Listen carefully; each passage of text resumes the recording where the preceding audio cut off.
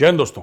मैं हूं मेजर गौरव आर्य और आप देख रहे हैं मेजरली राइट। अच्छा दोस्तों, पाकिस्तान में एक लेफ्टिनेंट कर्नल और 3 जवानों को आतंकवादियों ने, मिलिटेंट्स ने, फ्रीडम फाइटर्स ने, रिबेल्स ने, आप उनको जो नाम देना चाहें दे दें, लेकिन इनको भड़का दिया है। एक लेफ्टिनेंट कर्नल तक को उन्होंने निपटा दिया है और 3 जवानों को निपटा दिया। एक आईबीओ यानी कि इंटेलिजेंस बेस्ड ऑपरेशन था। अब ये पाकिस्तानियों की कैसी इंटेलिजेंस होती है जिसमें खुद ही के बंदे मारे जाते हैं, आई डोंट नो। जिसको कहते हैं ना, अब आईएसआई दुनिया की नंबर 1 एजेंसी, आज तक आईएसआई को यही नहीं पता लगा कि टेररिस्ट कहां पे अटैक करने वाले हैं। फिर भी पाकिस्तानी, देखो वफादारी माननी पड़ेगी पाकिस्तानियों की। बाबर आजम किंग है, पूरी टीम साफ कर दी उसने, लेकिन किंग तो बाबर आजम है भैया, मानना पड़ेगा, है ना।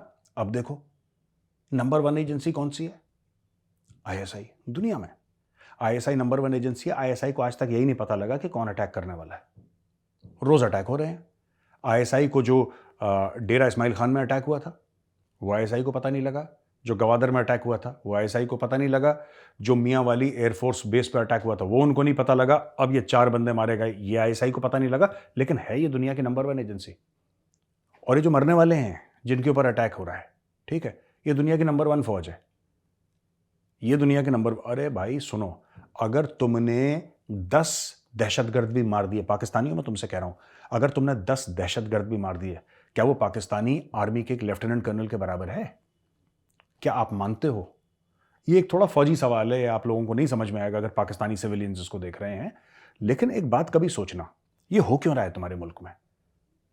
साजिश की थ्योरी इंडिया है, सीआईए है, मोसाद है, जो तुम्हारे पागल बिल्कुल टेलीविजन एंकर ना, कम लिखे पढ़े, जो टेलीविजन पर बकवास करते रहते हैं, वो ठीक है, उनका हक है बकवास करना, उनको पैसे मिलते हैं और उनको पता है कि कौम भी जाहिल है तो कौम भी यही बकवास सुनना चाहती है, पैसे इसी के हैं, तो वो अपने पैसे पकड़ते हैं और तुम लोगों को वही चूरन, लाहौरी चूरन खिलाते रहते हैं। लेकिन कभी सोचना ये हो क्यों रहा है?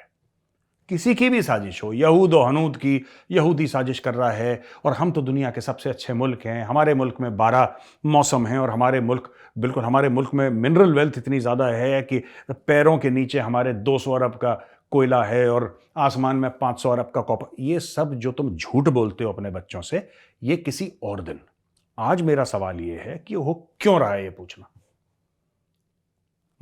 मैंने पूछना है आपसे कि ये क्यों हो रहा है, और आपको अपने आप से पूछना है कि क्यों हो रहा है ये बार बार अफगानिस्तान से लोग आके तुम्हें क्यों भड़काते हैं? कभी तुमने ऐसा करा क्या है?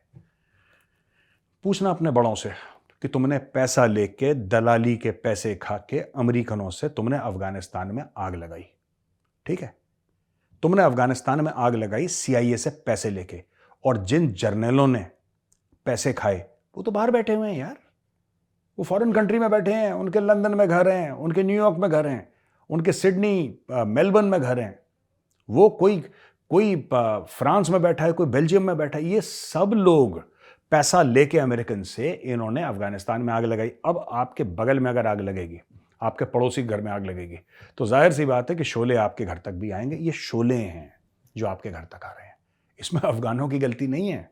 जो आप अफगानों को निकाल रहे हैं अपने मुल्क से, ये अफगानों की गलती नहीं है।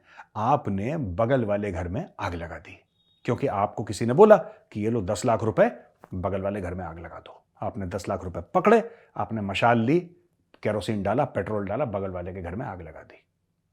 जिसने आग लगवाई थी वो चला गया वापस। आप भी खुश हो गए, मेरे हाथ में 10 लाख रुपए आ गए। लेकिन वो आग इतनी ज्यादा भड़की कि आपके घर में वो आग पहुंच गई। अब आपकी छत पे आग लग गई है, अब आप परेशान हो रहे हैं। लेकिन असल में गलती किसकी है? उसकी नहीं जिसने 10 लाख रुपए दिए थे, गलती उसकी है जिसने वो 10 लाख रुपए मुहावरतन समझा रहा हूं आपको, गलती उसकी है जिसने वो पैसे पकड़े थे बगल वाले के घर में आग लगाने के लिए। और वो हैं आपके great generals of the Pakistan army.